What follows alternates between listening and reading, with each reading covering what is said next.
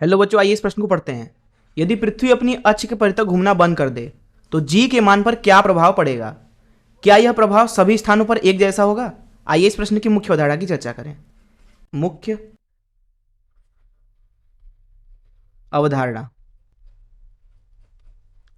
चलिए मान लीजिए कि हमारे पास में एक वस्तु है जो कि किसी अक्ष के चारों तरफ आर त्रिज्या में घूम रहा है। यह अक्ष बना लिया हमने, इससे इसकी दूरी जो है वो मान लीजिए आर है, और वो कुछ इस तरीके से मान लीजिए किसी एक गोली कक्ष में घूम रहा है इसके चारों तरफ।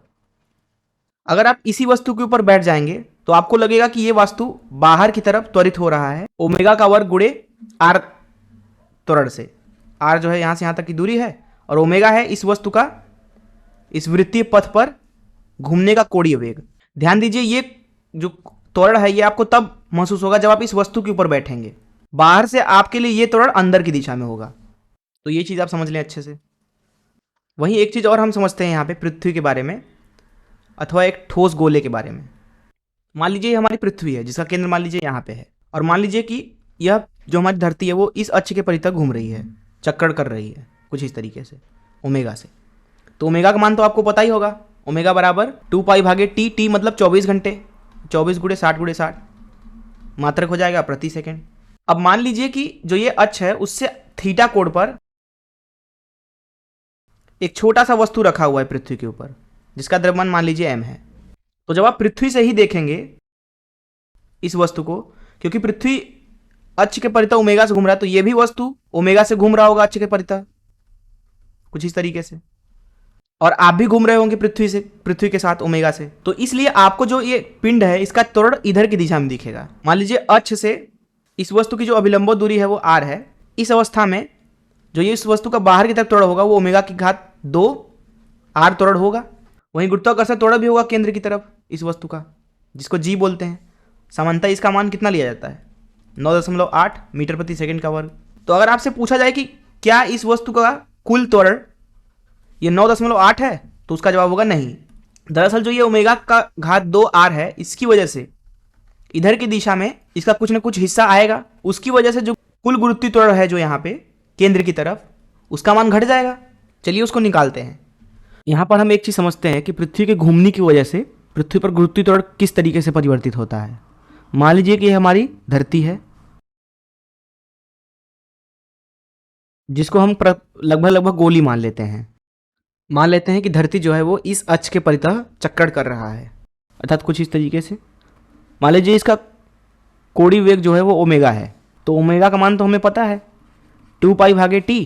टी मतलब कि एक चक्कर कितने समय में लगाता है? पृथ्वी एक चक्कर 24 घंटे में लगा लेता है, तो 2 पाई भागे 24 घंटे मतलब 24 गुणे 60 इतना हो जाएगा ओमेगा प्रति सेकेंड। अब मान लीजिए कि जो ये पृथ्वी का अक्ष है और ये केंद्र है, तो पृथ्वी के अक्ष से मान लीजिए कि थीटा कोण पे हम बात करते हैं, यहाँ थीटा कोण पे। तो थीटा कोण पे अगर आप मान लीजिए खड़े हैं यहाँ पे, मान लीजिए आप यहाँ पे खड़े हैं और यहाँ पे मान लीजिए एक वस्तु रखी हुई है जिसके त्वरण के बारे में हम बात करते हैं, तो क्या होगा? ये ओमेगा से घूम रहा है, तो जो यहाँ पे वस्तु रखा हुआ है वो भी ओमेगा से घूम रहा है पृथ्वी के चारों तरफ कुछ इस तरीके से, ओमेगा से वो घूम रहा है। तो यहाँ पे जो ये m वस्तु है, जब आप उसको देखोगे तो आपको लगेगा इसके पास 2 त्वरण है। पहला तो केंद्र की तरफ गुरुत्वीय त्वरण, और दूसरा ऐसे इस तरीके से बाहर की तरफ इस m वस्तु के वृत्तीय गति के कारण एक नया त्वरण आएगा यहाँ पे, जिसका मान होगा ओमेगा का वर्ग गुणे r त्रिज्या। और यह r त्रिज्या यहाँ अक्ष से दूरी है। अब पृथ्वी का जो त्रिज्या है वो मान लेते हैं आर ई है, तो r का मान हो जाएगा r बराबर r ई साइन थीटा, और गुरुत्वीय त्वरण होगा केंद्र की तरफ कुछ इस तरीके से जी। तो यहाँ पे मैं आपसे अगर पूछूं कि इस कण का प्रभावी गुरुत्वीय त्वरण कितना है, तो उसको निकालने के लिए हम क्या करेंगे कि यहाँ पे कुछ चीजें हल करेंगे। वो दरअसल होगा जी प्रभावी बराबर जिसको हम जी डैश बोल देते हैं, वो हो जाएगा ये जी केंद्र की तरफ है और ये ओमेगा का वर्ग गुणे आर। यहाँ पे ये वाला कोण भी थीटा है, तो ये वाला कोण 90 ऋण थीटा है। तो इस ओमेगा का वर्ग गुणे आर का एक तो इधर आएगा त्वरण और एक इधर आएगा। इससे हमें मतलब नहीं है प्रभावी के लिए, क्योंकि प्रभावित जो त्वरण होगा वो पृथ्वी के केंद्र की तरफ होना चाहिए। इसलिए यहाँ पे लिखेंगे जी डैश का मान जी ऋण क्यों कर रहे हैं? क्योंकि ये वाली जो त्वरण है ये जी के विपरीत दिशा में है, जो कि है ओमेगा का वर्ग आर कॉस 90 ऋण थीटा। तो ये हो गया हमारे पास में जी प्रभावी अर्थात जी डैश का मान। जो कि लिखा जाएगा जी ऋण ओमेगा का वर्ग गुणे आर का मान रख देते हैं आर ई साइन थीटा गुणे कॉस 90 ऋण थीटा साइन थीटा। तो यहां से आपको मिल रहा है जी डैश का मान जी ऋण ओमेगा वर्ग आर ई साइन वर्ग थीटा। तो ये है पृथ्वी के किसी भी जगह पे प्रभावी गुरुत्वीय त्वरण का मान, जो कि पृथ्वी के चक्कर की वजह से पृथ्वी के हर एक बिंदु पे कम हो गया है। यहाँ पे आप थीटा अलग अलग डालते जाइए, आपको गुरुत्वीय त्वरण प्रभावी गुरुत्वीय त्वरण मिलता जाएगा पृथ्वी के अलग अलग जगहों पे। अगर हम बात करें विषुवत रेखा की, विषुवत रेखा पर, तो विषुवत रेखा जो होता है अगर उसका हम कोण देखेंगे उसके घूमने के अक्ष से, तो वो 90 डिग्री होगा। क्योंकि विषुवत रेखा कुछ इस तरीके से होगा 90 डिग्री पे, जिसके लिए थीटा का मान हम यहाँ पे 90 डिग्री रख देंगे। इसलिए विषुवत रेखा पे जो प्रभावी गुरुत्वीय त्वरण होगा उसका मान लिखा जाएगा जी डैश बराबर जी ऋण ओमेगा का वर्ग आर ई के बराबर। इसी तरीके से अगर हम बात करें यहाँ ध्रुवों पे, तो ध्रुवों की बात करें अगर यहाँ पे लिख देते हैं ध्रुवों पर, तो ध्रुवों पर थीटा का जो मान होगा वो 0 के बराबर होगा, क्योंकि वो अच्छे से ही गुजर रहे हैं। इस अवस्था में जो प्रभावी गुरुत्वीय त्वरण होगा वो जी के ही बराबर हो जाएगा, क्योंकि जब यहाँ पे आप थीटा का मान 0 रखेंगे तो ये पूरा पद गायब हो जाएगा। और जी का मान लिया जाता है लगभग 9.8 मीटर प्रति सेकंड के वर्ग के बराबर। तो इस मुख्य अवधारणा का इस्तेमाल करके चलिए प्रश्न को हल करते हैं। तो अभी हमने देखा कि पृथ्वी पर किसी भी जगह पे जो गुरुत्वीय त्वरण है उसका प्रभावी मान अथवा कुल मान जो होता है उसको दिया जाता है जी ऋण ओमेगा की घात 2 आर ई साइन का वर्ग थीटा से।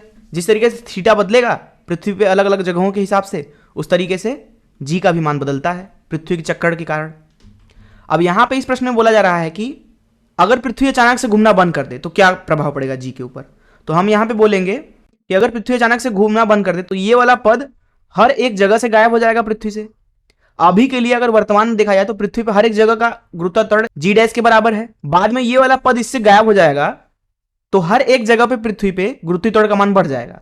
इसलिए प्रथम भाग का उत्तर लिखेंगे यहाँ पे हम कि जो गुरुत्वीय त्वरण होगा उसका मान बढ़ जाएगा। तो यहाँ लिखेंगे गुरुत्वीय त्वरण बढ़ेगा। अब एक चीज यहाँ पे सावधानी देने वाली बात है कि ये दो बिंदुओं के अलावा हर एक जगह पे बढ़ेगा। वे दो बिंदु हैं उत्तरी एवं दक्षिणी ध्रुव। तो जो यहाँ पे ध्रुव हैं, ध्रुव उत्तरी एवं दक्षिणी ध्रुव, उस पे त्वरण का मान नियत ही रहेगा। क्यों? क्योंकि अभी हमने देखा कि जो ध्रुव होते हैं उनके लिए थीटा का मान 0 होता है, अर्थात वहां पे जो प्रभावी गुरुत्वीय त्वरण होता है वो जी के ही बराबर होता है। इसमें कोई भी कोणीय गति नहीं है, जिसका मतलब है कि पृथ्वी चक्रण करे या ना करे, ध्रुवों पर तो गुरुत्वीय त्वरण नियत ही रहने वाला है। ध्रुवों के अलावा सभी बिंदुओं पर जो गुरुत्वीय त्वरण होगा वो बढ़ जाएगा। तो ये हो जाएगा दूसरे भाग का उत्तर। दूसरे भाग में पूछा जा रहा था कि क्या यह प्रभाव सभी स्थानों पर एक जैसा होगा। नहीं, ध्रुवों को छोड़कर पृथ्वी की बाकी सभी जगहों पर गुरुत्वीय त्वरण थोड़ा सा बढ़ जाएगा और ध्रुवों पर तो उतना ही रहेगा। मैं आशा करता हूं कि आपको इस प्रश्न का हल जरूर समझ में आया होगा। धन्यवाद।